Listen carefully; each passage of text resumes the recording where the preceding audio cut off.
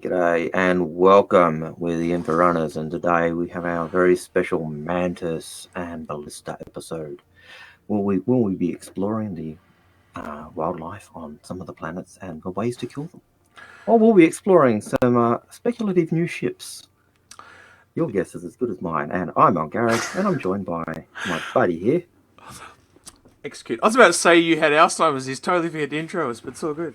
Right, yeah, so there's been a couple of ship leaks that's happened over the last couple of weeks, and we haven't had a chance to cover them yet, so we thought we'd kind of go over them, have a bit of speculation, and see what you guys think as well, because we've had a couple of different talks. I've had talks with Algared, Dyson. I've even had a chat with Hayes that I caught up with during the week. So we've had a chat amongst us, and this is just some of the things that the others have shared with me and what we think they're going to go, and also what these, particularly one of these ships actually, well, it's not a ship, but one of them actually means for the future of the game, which I think is kind of interesting.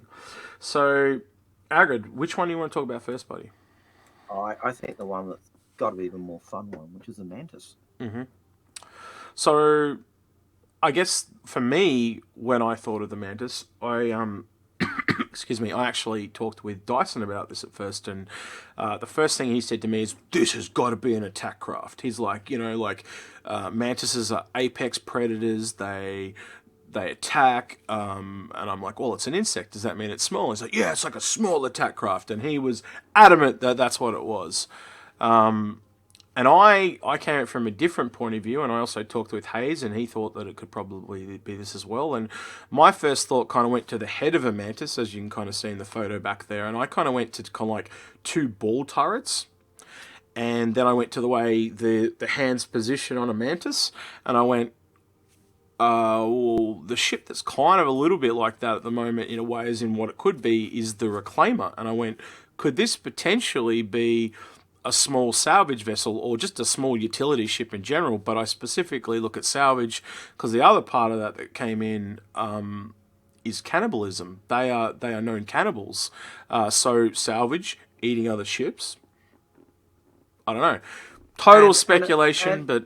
And the speculation part comes in here as well, because one of the things we've always said is you'll get a large ship, the Reclaimer, you'll get a small ship, the Vulture, and now we get the Mantis, and so it fits that free pattern. Vultures eat carrion, Mantises eat themselves, not eat their mates. But one of the things I thought was, when I first heard of it, was and when Execute was talking about the ball turrets, I think, yeah, but I imagine the Mantis head, the way they have that great turning, and so I thought, oh, maybe it's the cockpit itself is kind of like a hammerhead turret that kind of has that full kind of movement around. Yeah. So instead of the arms underneath. So instead of the balls being the eyes that move, you're talking about the entire head, like the diamond of a constellation, and the whole thing just rotates. And I think that's got merit as well. I really do. But for me, and then with those arms coming out and ripping things apart, to me, yeah, it seems it does seem to be a very good salvage craft. Yeah, but I think it also could be just utility in general. I lean more towards a utility ship than an attack craft. I also think, I don't know, you correct me if I'm wrong, but when I look at Robert Space Industries, a lot of their bigger ships seems to be military focused, but the smaller ships seem to be a bit more utility based, like they... which is kind of what you would do in real life in Wheel Wage. You have your commercial smaller ships that are done for domestic use and civilians, and then when you go bigger and grander, you go military. You don't have like a that just seems to be the most logical way to do it to me. And I also think being Robert Space Industries is a good thing because they have one of the smallest ship lineups at the moment. Yeah. So yeah. And I think you're right. I think. The other thing that came to mind when I first heard Mantis was the Next Great Starship. Yep. That was the one that came to mind. So for me, I also thought, attack ship in terms of ground combat, dropping off the troops and being a gunship. And it could very well be something like that, which would tie in with the Ballista, which is the other ship. But we'll come to that in a minute. Yeah, so what Algared's mentioning is the Shadow Mantis, for anyone that is not aware of the actual name. And that's the first thing that came to me when I heard it as well. And actually dropped that on Board Gamer's stream when he was streaming at the time, and he actually had never seen it, and he looked it all up. And so a whole people got to learn about the next great starship all over again, which I thought was really good. So yeah, that's the spectrum that we're looking at. I think we can both kind of agree it's not some huge ship. I think the name kind of, to me, says it's a bit smaller.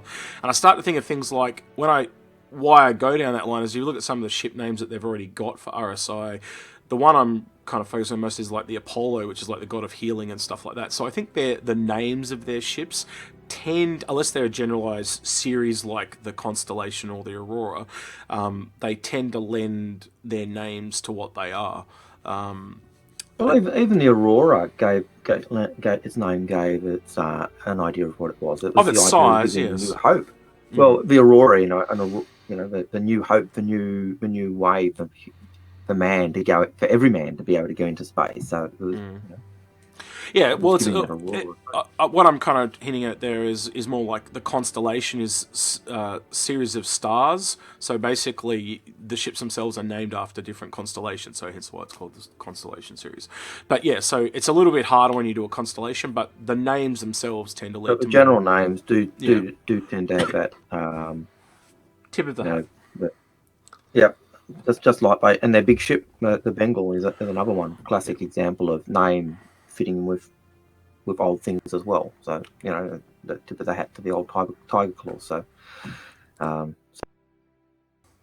yeah. So Algared's got a really bad cough, by the way. If you see him doing that, and that's why he's got a very very raspy voice today.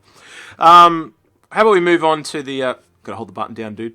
You forgot. Anyway, I was actually doing, and if you see me doing it, but I'm not pressing the button. Radio. Let's move on to the Ballista then. This was shown off in a leaked stream a couple of weeks ago. These leaks have popped up on the leak Discord as well.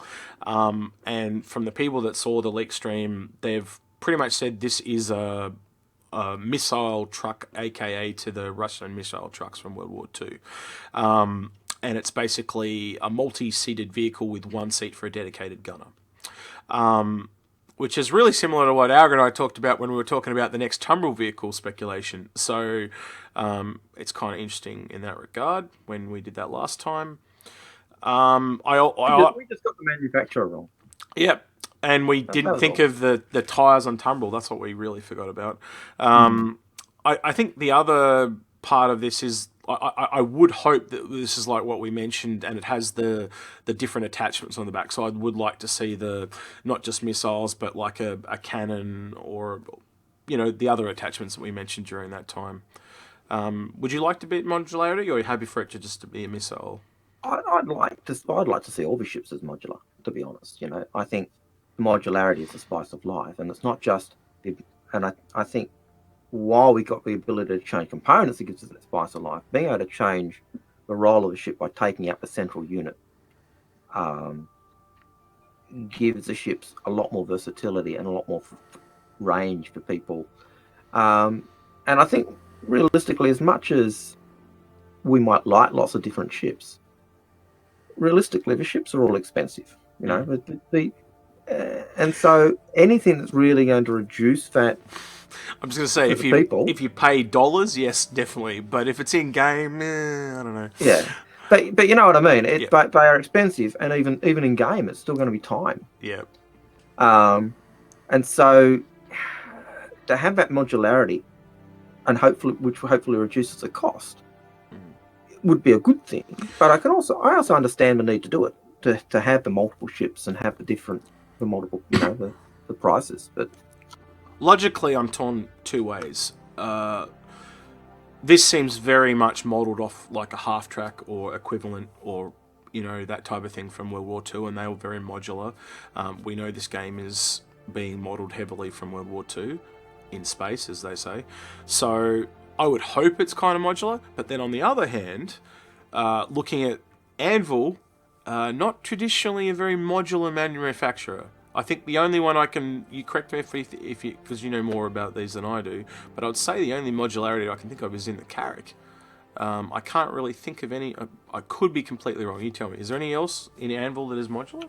The Javelin has 6 Aegis. component rooms that Aegis. can be changed. That's not. Oh, sorry. I'm talking Carrack. specifically Anvil, and I can't think of another ship. No, I can't think of another one. But been really billed as being that just the Carrack. Yeah. All the others are.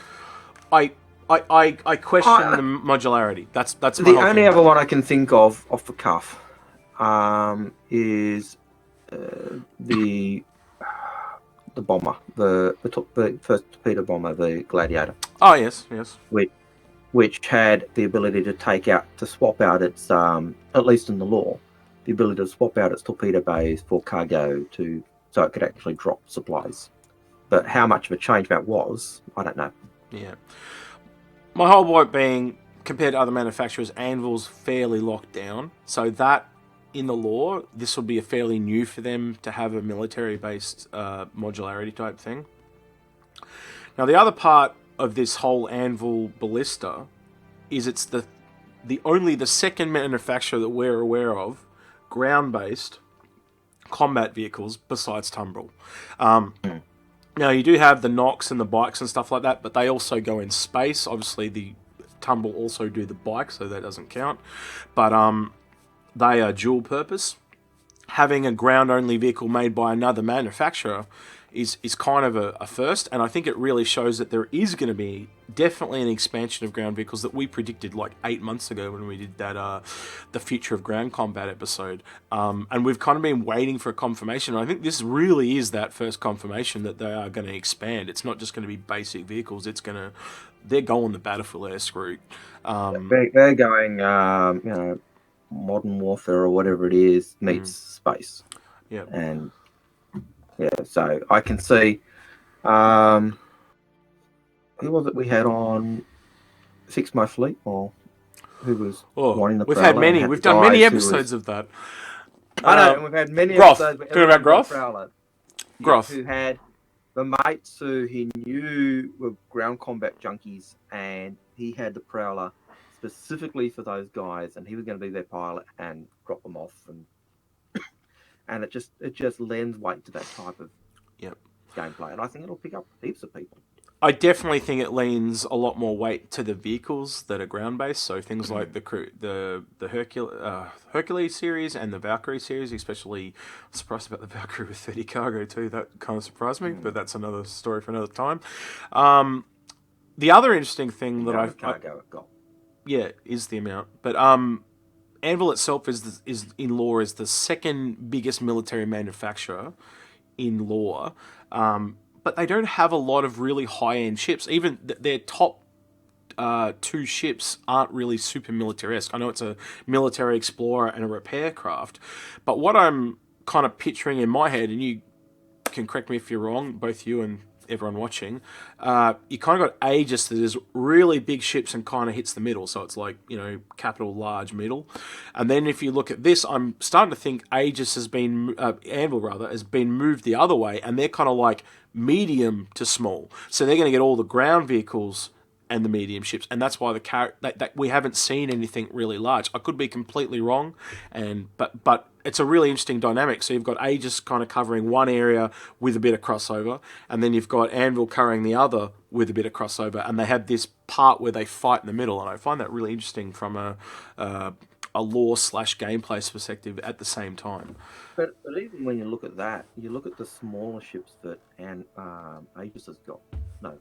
Aegis, which is the older company. Mm-hmm. Their small ships are the Avenger, which is the outdated old, ship. It's the Gladius, which is the outdated light fighter, which has been replaced by new ships such as the Arrow, and so you've got the new company coming into that small niche market, i.e. Anvil, and you've got almost Aegis seeming to give up on that, then try and reinvent themselves to get rid of that Meza regime taint they've got. with the other ships that they did as well, like the Reclaimer and the Vulcan, and and even with that, that was one of the reasons why they, if I remember the lore of the way it was built, is why the Idris was kind of made available to try and build up that flavour and with the populace.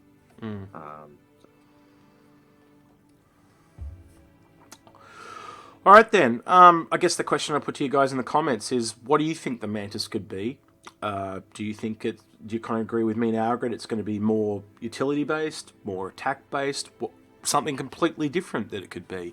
We definitely know it's RSI, and we definitely know it's called the Mantis, but that's all we know. The Ballista is definitely a missile gun truck. Do you want it to be modular? Do you think it could have other attachments? What could those attachments be, besides what Algared and I mentioned? And do you think that this means, besides just Anvil, we'll see other manufacturers come into the fold for ground combat vehicles? I'd love to know your comments. We definitely read them all. Might not respond to them all, but definitely read them all. Join us on Discord. We're more happy to discuss with you there. We're also looking for more people for Find My Fleet as well. We're getting more and more people contacting about that. We've actually had a few that we've just helped and not done shows for, haven't we, Algared? Yeah, like this video if you like this video. Consider subscribing, notifications. If you don't, then don't like it either. He's been Algared, I've been Execute, and we'll catch you next time.